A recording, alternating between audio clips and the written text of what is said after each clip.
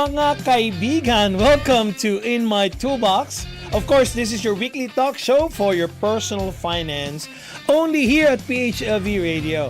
Mga kaibigan, the goal of this show is to give you financial information that you may be able to use on your day-to-day financial decisions. Of course, we will unbox topics that hopefully will be able to aid you and guide you and maybe even to add to your financial tools. So, of course, we will tackle important information mostly not taught in school, but of course is much needed to empower you financially. Once again, in any idea that will transpire in the show, always consult with your financial advisors, insurance professionals, tax consultants. Again, my name is Enrico Pobre, mga kaibigan, your host here at In My Toolbox. I'm a sales marketing trainer, an entrepreneur, and of course, a financial professional. Mga kaibigan, if there's something that you would want to connect with me or talk to me about, of course, you can always connect with me through the Facebook page In My Toolbox. Or, of course, if you want to connect with me in any other way, just Google my name, Enrico Pobre. You will not miss it. Or you can email me at enrico.inmytoolbox@gmail.com. Ayan naman, mga kaibigan. This is another episode of In My Toolbox. So, how was your week? My God, it's a busy week for me. So, of course, it's blessings, of course, being busy. But I love being progressive more, di ba? The do's and don'ts of money. Para bang do. Da. Parang ganun ba ng money? Alright? Okay. Alam niyo, mga kaibigan, it's a good actually thing to talk about, the do's and don'ts of money. In fact, a lot of things that I'm gonna talk to you guys about today, you already know it. You know, in fact, as basic as telling you, hey, you need to save money is something that you need to do. You know, we were still young, and our parents have taught us, of course, to save money for rainy days. You know, the don'ts: don't overspend, do not spend, money that you do not have. There's a lot of financial mistakes. But from these mistakes we also learn. I hope that we actually learn. So. Well, I just would want to talk to you guys, about some of these items. That's what we call the common financial mistakes. That, of course, we as people, it brings us sometimes to a major economic or financial mishap. So even if you're already facing financial difficulties, steering clear of these mistakes could be the key to your survival. So let's just start the show again, guys, by saying there's a way.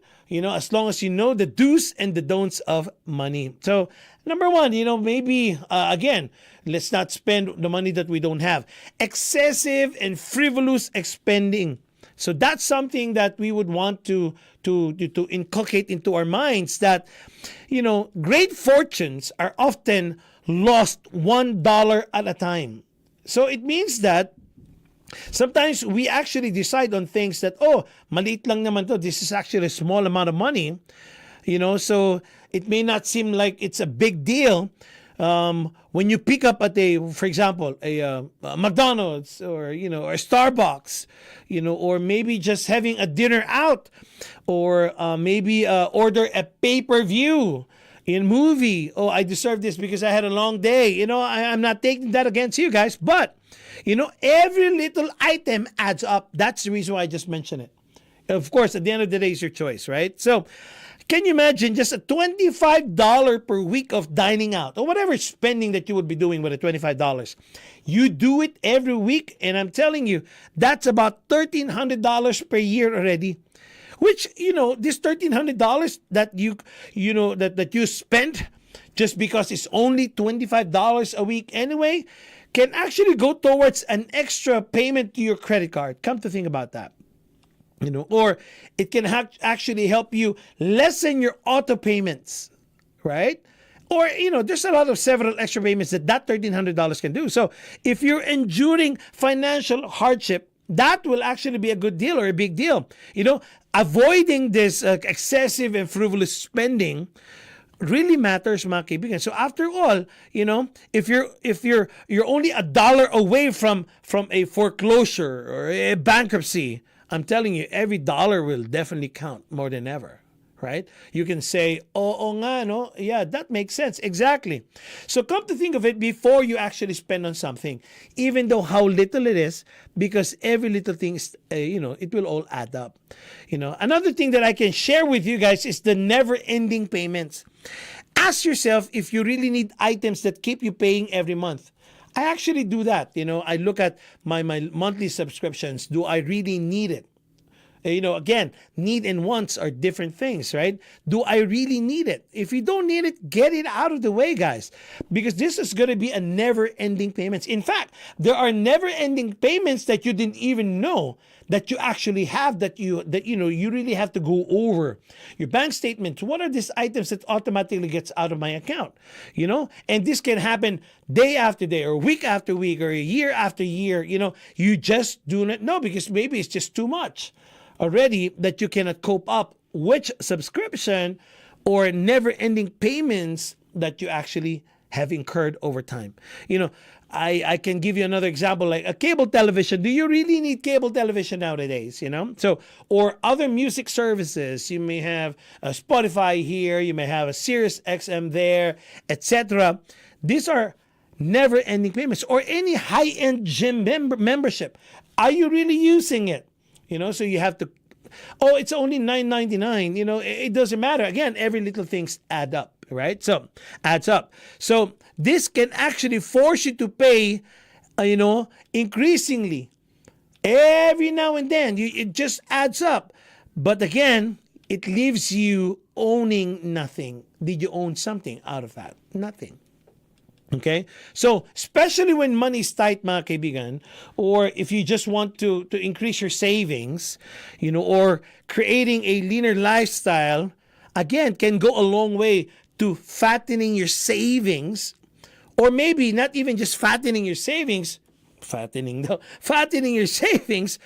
or maybe cushioning yourself from financial hardship. You need something to cushion on. And these small things, again, it will all add up, and you just don't know when the rainy days come, you have something to cushion yourself on, when the hardship comes in. So again, you would want to make sure that you review all of these never-ending payments. Again, you can start with your cell phone, all those subscription. You can look at your movie subscription or your television subscription, etc. So this can all add up at the end of the day. Or another thing that I can share with you is some financial mistakes could be, do not live on borrowed money.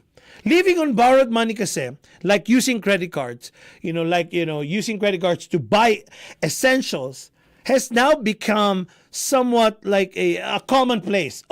Sometimes you think that credit card is your money. Again, credit cards is not your money. You're borrowing money from a bank. It just gave you access to borrow money from. That's what it is. So even if an ever-increasing number of consumers are willing to pay double-digit interest rates on gasoline, groceries, and a host of other items that are gone long before the bill is being paid in full, there's a lot, right? You haven't even paid it in full. You still, it's gone already. That's what it means, right? So it's not really wise financial advice to do so. So credit card interest rates make the price of the charged item a great deal more expensive in the long run. So in some cases, using credit card can also mean you'll spend more than what you earn. That's actually the idea, of what I mean by living on borrowed money.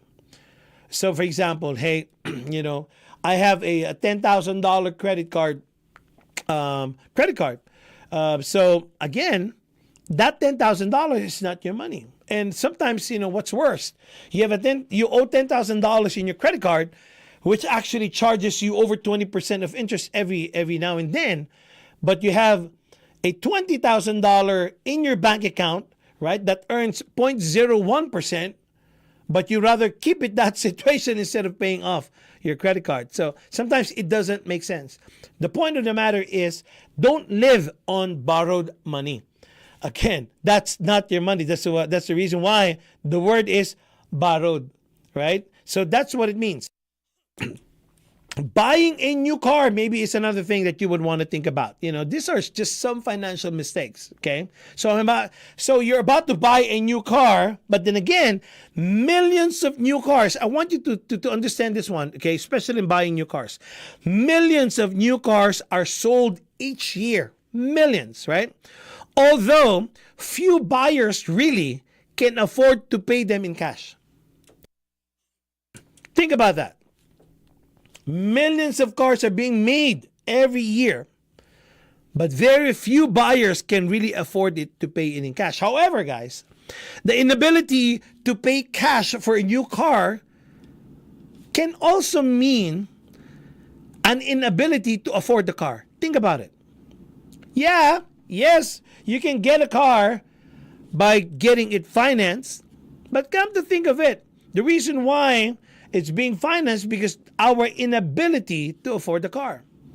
After all, being able to afford the payment is not the same as being able to afford the car. Think about that. But because we give that excuse to ourselves, oh, I deserve this car. Oh my God, guys, please don't take it against me. You always deserve to get that new car, that next new car. I'm just putting it in a concept or a context that maybe, right? Being able to afford the payment is so much different from being able to afford the car itself.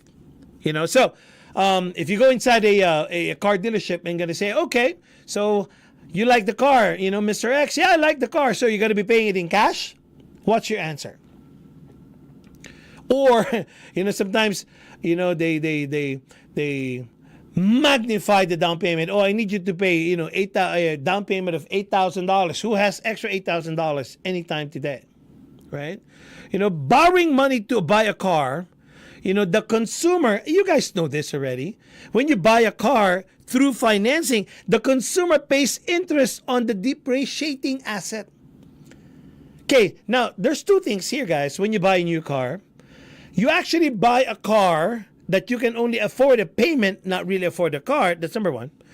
And now you're paying an interest on top of that on a depreciating asset.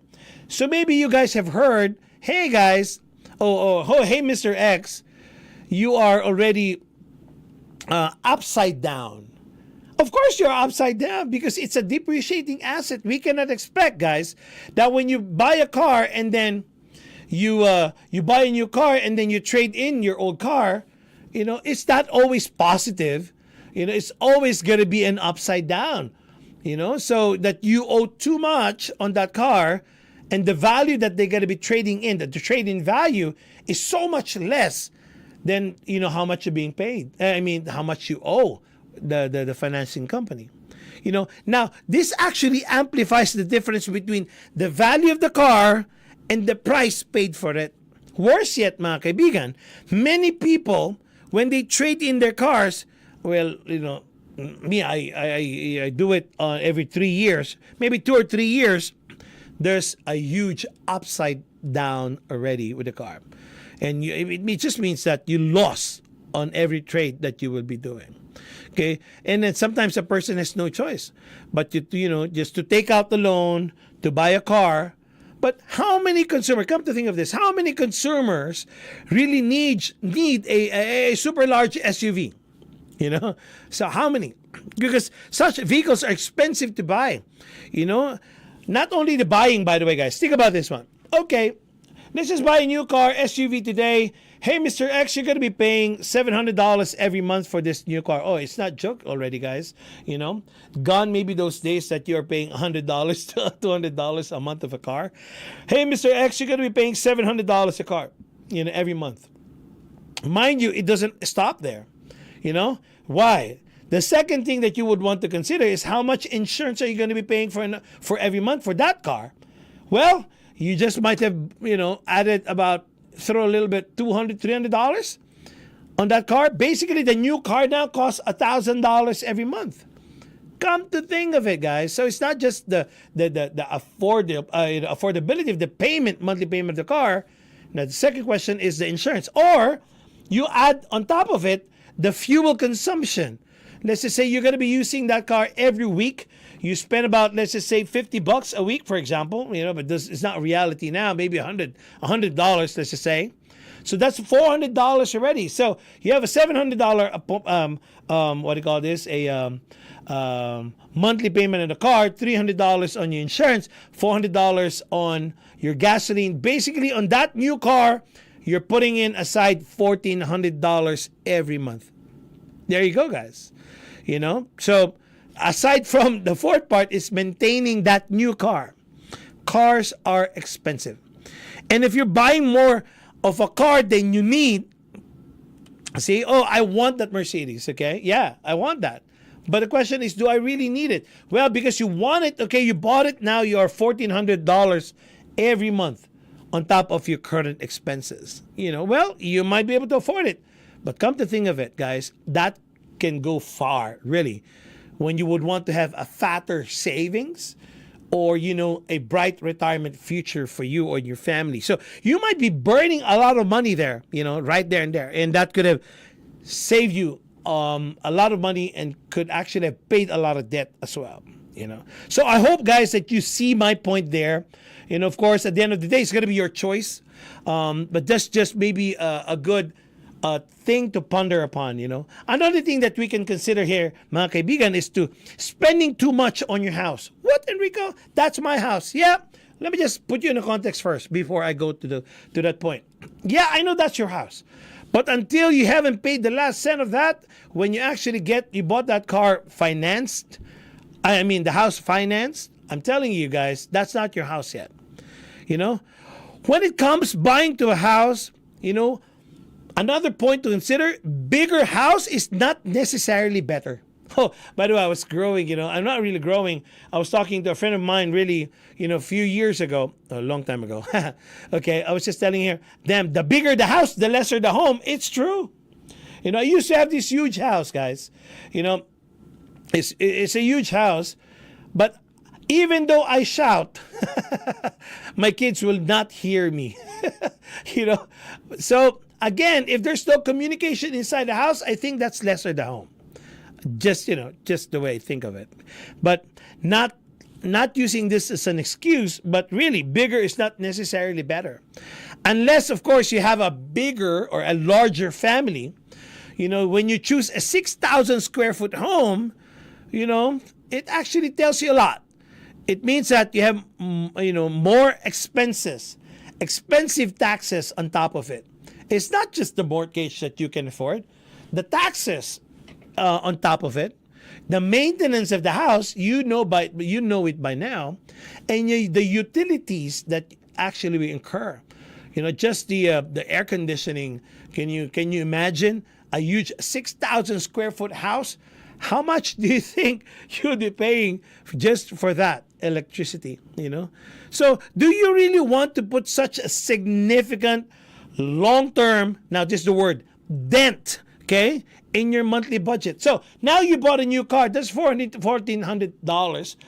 The car is only $700, but the other $700 are the things that goes along with the car.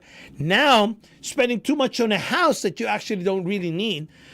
So I remember, not for anything else, I respect people's vision. That is, I salute you guys. Kudos to you. But sometimes it pays to make sense too. I have a client. I have a friend that they're four in the family. Husband and wife and 2 kids, but they bought a 7-bedroom house. There you go. Aside from the 7-bedroom house, they also bought a what do you call this? An RV, which is parked outside the house. And I asked them, so what you guys are doing every day? We really work hard. And they keep on working 7 days a week. How else can they use that camper, that RV? Not for anything else. I'm just giving you an analogy that sometimes bigger is not really better. Of course, at the end of the day, it's up to you guys, right? So I'm just putting it in a concept, especially for those people who are thinking of doing that. This might be a good point as well. But for those people who are already in that situation, I hope you find a way. Not only the affordability, but then again, I hope you're maximizing what the purpose was when you bought that house. Okay, using home equity like a piggy bank. Are some of the financial mistakes too. You're using your home equity like a piggy bank. Refinancing and taking cash out of home. Well, people does that, but it just means that you're giving away ownership to someone else. That's just what it means. So when you refinance the house or you take a cash out of the house, of course the ownership, it's not there anymore. It's with someone else. In some cases, refinancing might make sense. As long as you can lower your rate or you can refinance and pay off a higher interest debt, that can actually be a sensible thing to do. However, guys, the other alternative we call HELOC. I think you know HELOC, right? So if you open a HELOC, it means that home equity line of credit. Maybe this allows you to effectively use the equity in your home like a credit card. Okay, because this could mean paying unnecessary interest rate, for the sake of using your home equity line of credit. So that's something that you can ponder on, because this is some of those don'ts in finances, right? So living paycheck to paycheck, we always talk about that, living paycheck to paycheck. In here in the United States in 2021, the statistic says the U.S. household personal saving rate was 9.4%. Many households may actually live paycheck to paycheck. And a lot, of course, an unforeseen problem can easily become a disaster if you're not prepared. The cumulative result, guys, of overspending puts people into a precautious position, one in which they need every dime that they earn, and one missed paycheck can be already disastrous. Nadapa ka dyan, you're gone. It can be disastrous. And this is not the position you would want to find yourself in, especially when economic recession hits. So if these things happen to you, you are left with very, very few options. So many financial advisors out there and planners will tell you, at least to keep 3 months worth of expenses. This is what we've been talking about, emergency funds, right? So that in any account where you can, when you need it, you can actually access funds quickly. Another thing that can happen is, loss of employment. At least if you have 3 months of monthly expense, you got 3 months to find another job. That's what it means. Okay? Because if you lose employment, this will actually drastically change your financial picture or your circumstances, that it can drain your savings and then place you in a cycle of debt, paying for debt. So that's actually the position. So a 3-month buffer is actually a good thing. You can do 6 months or a year, but 3-month buffer, could be the difference between keeping or losing your assets. It can be the house or it can be the car, what have you, right? So these are the things that you want to make sure, when you are living paycheck to paycheck. So we don't want to allow ourselves to live paycheck to paycheck. Again, the don'ts, if you're not investing in retirement, you have to be investing in your retirement. Because the youngest that you can ever be is today. Think about that. The youngest that you can ever be is today. And again, another thing, guys, retirement is real. It's going to happen. Getting old is real. It's going to happen. You can never have that, the youth energy when we were getting old, for majority of people, if I may say that. So if you do not get your money working for you in the markets or through other income producing investments that you have, that you should have, you may never see yourself stop working. You just keep on working. I have a client before, she was 72 years old. She was a nurse, but she was really limping. Her foot really hurts. But when she goes to work, she could not show that to work. And she just makes everything look like it's normal.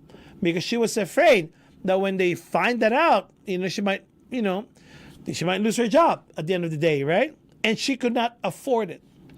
And really, she was crying and she was afraid at the time that I was talking to her.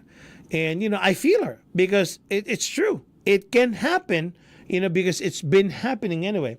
So you may not see yourself stopping, stop working, but if you still need it, you still just keep on doing it, right? So making monthly contribution to a designated retirement account is essential. This is the do's that you need to do. You do not want not having an investment in your retirement. And then of course the retirement is one thing. A comfortable retirement is another thing. So you would want make sure you want to make sure too, guys, that you take advantage of all of these tax deferred retirement accounts. Sit down with your financial advisors, ask them all of this tax deferred retirement accounts. It can be a employer sponsored plan as well. Understand the time you're on the investment, that it has to get the time to grow that money. And of course, the other thing, of course, is to, you consider the risk that you can tolerate. And then, of course, you want to make sure that you study it with your financial advisors. Of course, the numbers should match the goal as much as possible. Okay.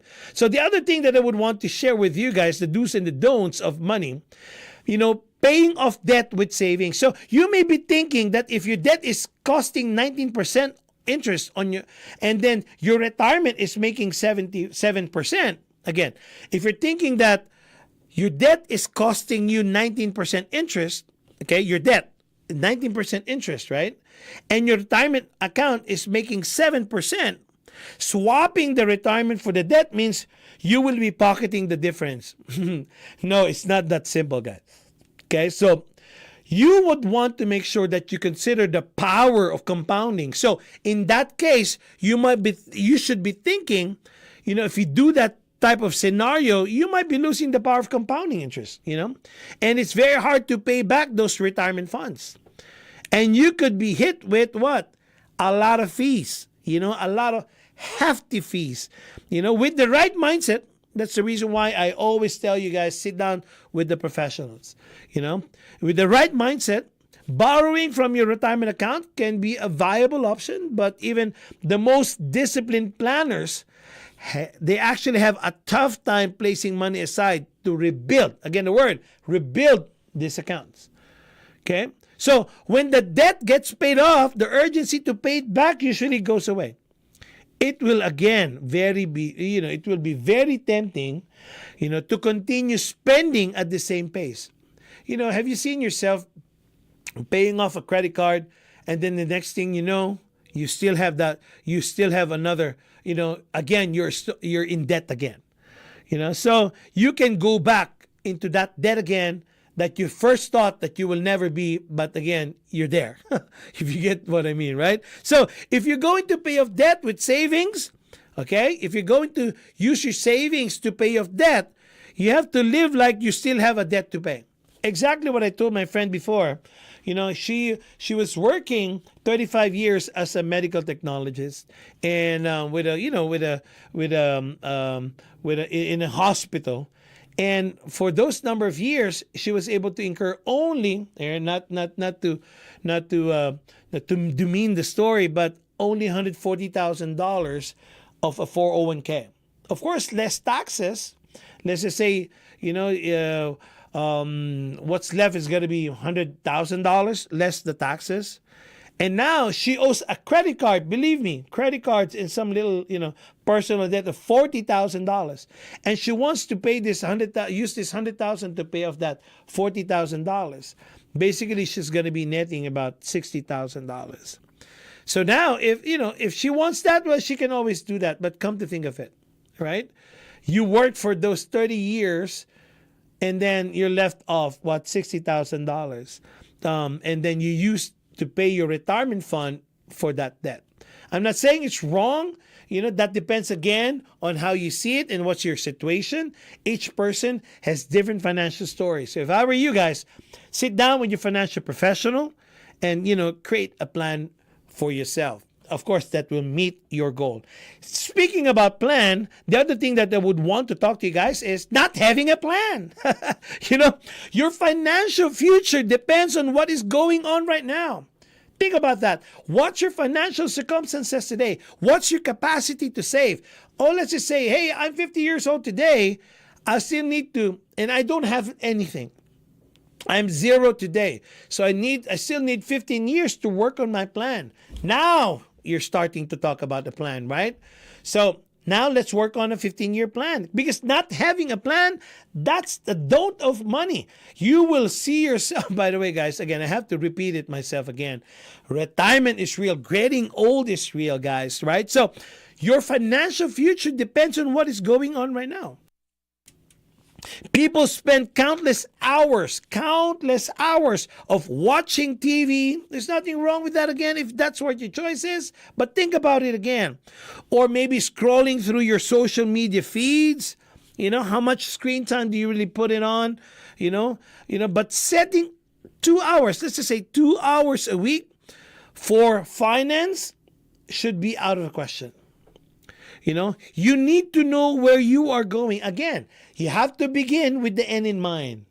So how much money you would want to incur, or what is the amount of money that you can live off when you retire? Let's just say you live off $10,000. No, let's just put it at $5,000. You want $5,000 income when you turn 65, 15 years from now. How are you going to get it? You need to create a plan. So you have that $5,000 being, that you can use as a living expense for the rest of your life. That's what it means. You need to have a plan. If you don't have a plan, now, there you go. That's where the problem is. Okay? So you need to know where you are going. This is beginning with the end in mind. And make spending some time planning on financial priority. So you really, especially if you have little, you need to have a financial priority. We have to change our money habits already. The bottom line here, guys, just to end the discussion today, the bottom line really is you have to steer yourself away from the dangers of overspending. Sometimes, again, we talked about money habits because we have extra money and then your habit is to spend it. Of course, you'll always see yourself zero or negative because we spend. We're just basically spender, so, or overspending, So again, start by monitoring the little expenses that could actually add up quickly. Your subscription, especially today, guys, nowadays, there's a lot of subscription. Before, the only subscription that I know are magazine subscription. Now, there's a lot of apps out there that actually gives you, these chances to subscribe on. Oh, Enrico, it's only $2. Enrico, it's only $5. It's only $15. I'm telling you, these little things, it will all add up. Again, you have to make sure that you can monitor all of these small things, right? Because it will all add up quickly. Then again, move on to monitoring the big expenses. What are your big expenses? You have to monitor it. In fact, right now, and not really right now, what I've been doing, I have this...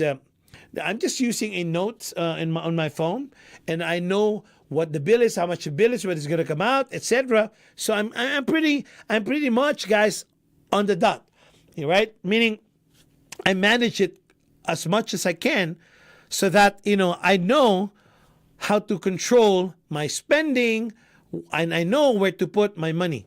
So think carefully, guys, before adding new debts to the list of your payments already. You have to think it over. Hey, I want to buy a new car. Really? Think it over again. Is this a need? Is this a want? Do you really need it today? Or can the time come? You really have to think twice. Sleep over it. Sometimes we are impulsive buyers. So you need to put a little bit of space if you know that you're an impulsive buyer. You sleep it over and think about it again. If you dream it, think about it again, guys, right? So think carefully before adding new debts to the list of the payments that you currently have. And of course, keep in mind, mga kaibigan, that being able to make a payment, okay, again, being able to make a payment isn't the same thing as be able to afford the purchase. Always think about that. Oh, I can afford that. Yeah. I mean, I can make those payments. Yeah, I know, but can you really afford it? Think about that. Yeah, you can see this is actually a mind blowing idea today. Yes, it's different when you can make the payments, and it's different from when you can afford the payment. Yeah, you can make the payment of the car, but you cannot really afford the car, if that makes sense. And lastly, mga kaibigan, make saving some of what you earn a monthly priority. So all of these savings, it has to be a priority. Put it aside first. And of course, with the spending time developing a sound financial plan. If you fail to plan, okay, now you are planning yourself to fail. So mga kaibigan, I hope you guys learned something today about the do's and the don'ts of money. Ganyan lang naman yan eh. It has to have somebody to remind you on what are some items that we need to consider to become better in our finances. Ayan na mga kaibigan ha. Again, hanggang dito na naman po tayo mga kaibigan. Andito na naman po ang In My Toolbox. My name again is Enrico Pobre. Signing off!